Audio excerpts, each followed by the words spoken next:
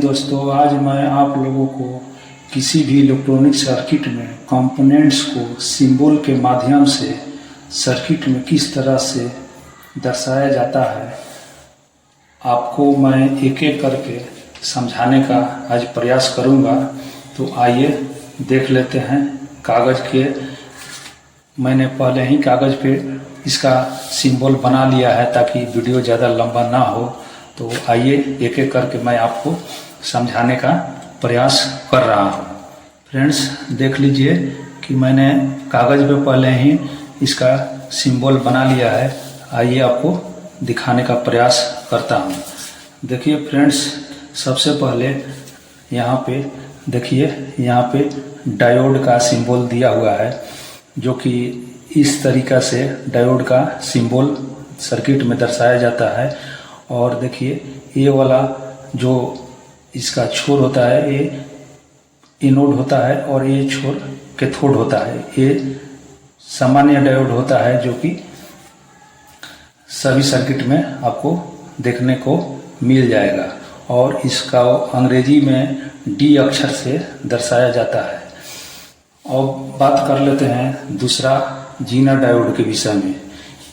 Zener diode हमेशा reverse bias में ही काम करता है और इसका कुछ सिंबल फ्रेंड्स देख लीजिए, इस तरीक़े से दर्शाया जाता है। यानी कि ये सामान्य डायोड के सिंबल के ही जैसा होता है, लेकिन इसमें जेड आकार का यहाँ पे सिंबल बना रहता है। इसी से इसको हम लोग जीना डायोड को समझते हैं।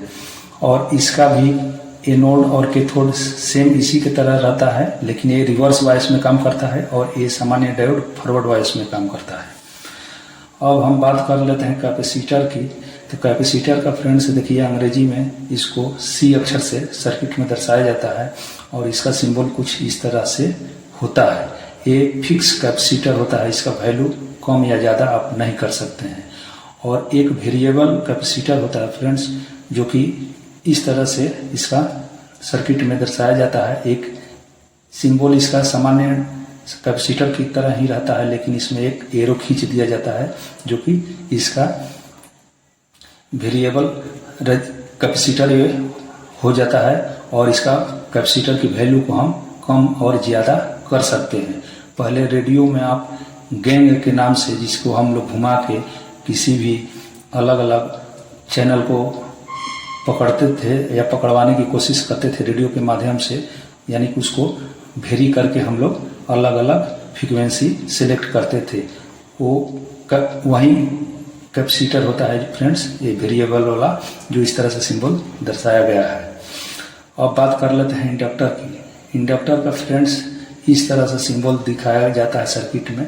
ये तार का लपेटा हो रहता है, इस तरह से बनाया जाता है और इसका सिंबल इस तरह से रहता है। इसको अंग्रेजी में एल अक्षर से दर्शाया जाता है। इसका सर्किट में एल अक्षर से दर्शाया जाता है।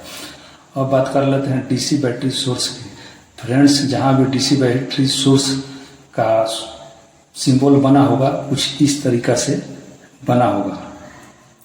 इसके बाद रेजिस्टेंस का फ्रेंड्स देखिए, इंडक्टर और रेजिस्टेंस दोनों में सेम ही है, लेकिन इसमें लपेटा बनाया जाता है इस तरह से और इसमें इस तरह से दिखाया जाता है। इसको सर्किट में अंग्रेजी के आर अक्षर से दिखाया जाता है। LED light emitting diode. इसमें फ्रेंड्स ये डायोड की तरह ही रहता है, लेकिन इसमें दो एरो यहाँ बना रहता है और बाहर एरो दिखाया जाता है बाहर निकलते हुए, यानी कि इसके माध्यम से प्रकाश निकलता है। जब हम इसको फॉरवर्ड वाइस में यूज करते हैं तो इसमें से प्रकाश उत्सर्जित होता है, तो उसी को हम लोग एलईडी कहते हैं। फोटो डायोड फ्रेंड्स सेम ही डायोड एलईडी की तरह ही होता है, लेकिन इसमें एरो बाहर की तरफ निकलते हुए दर्शाया जाता है और इसमें एरो अंदर की तरफ आते हुए दर्शाया जाता है। यानी कि ये फोटो डायोड किसी भी प्रकाशीय सिग्नल को ये इलेक्ट्रिक करंट में कन्वर्ट कर देता है। इसी को हम लोग फोटो डायोड कहते हैं। ट्रांजिस्टर फ्रेंड्स आपको पता होगा कि दो प्रकार के होता है, एक एनपीएन और एक पीएनपी। ट्रांजिस्टर का सिंबल कुछ इस तरीक़ा से सर्किट में दिखाया जाता है और जिस सिंबल में एरो बाहर की तरफ निकलते हुए दिखाया गया हो वो NPN ट्रांजिस्टर होता है, और जिस ट्रांजिस्टर के सिंबल में एरो अंदर की तरफ जाते हुए दर्शाया गया हो वो PNP ट्रांजिस्टर होता है।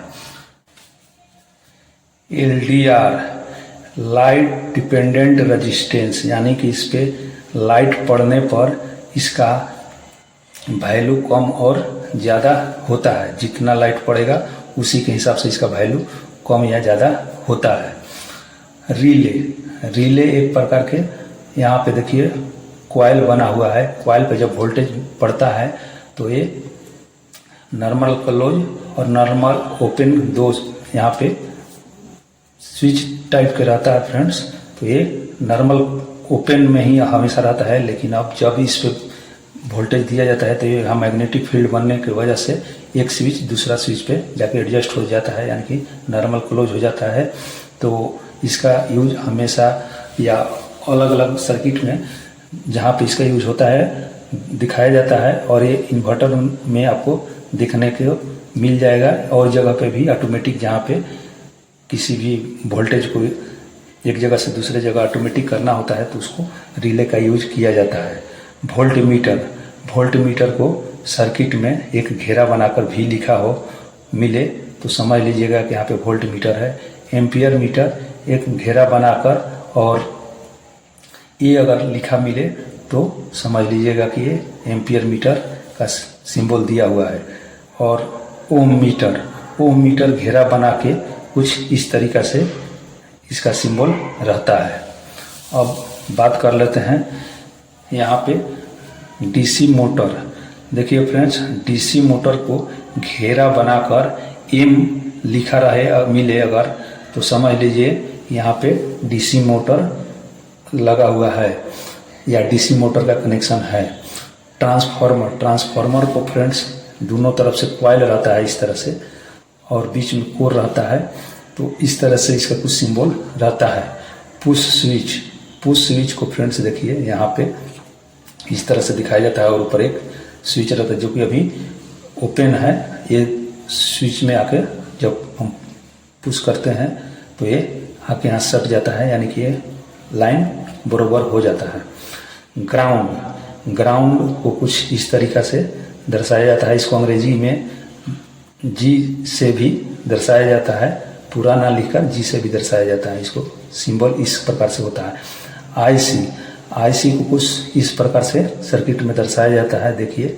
और ये पिन होता है, और देखिए यहाँ पे एक डॉट का निशान बना हुआ है। जिधर डॉट रहे उसी के सामने वाले से पिन को हम लोग 1 2 3 4 और नीचे से फिर 5 6 7 8 ऐसे काउंटिंग करते हैं। स्पीकर का सिंबल फ्रेंड्स देखिए कुछ इस तरीक़ा से सर्किट में दर्शाया जाता है। एसी अल्टरनेट करंट, एसी को घेरा में कुछ इस तरीक़ा से इसे दर्शाया जाता है, यानी कि ये एसी का सिंबल होता है। डीसी का फ्रेंड्स देखिए कुछ सिंबल इस तरीक़ा से सर्किट में दर्शाया जाता है। स्विच को फ्रेंड्स देखिए आप ध्यान से, ये अभी ओपन है, स्विच को इस तरीक़ा से दर्शाया जाता है।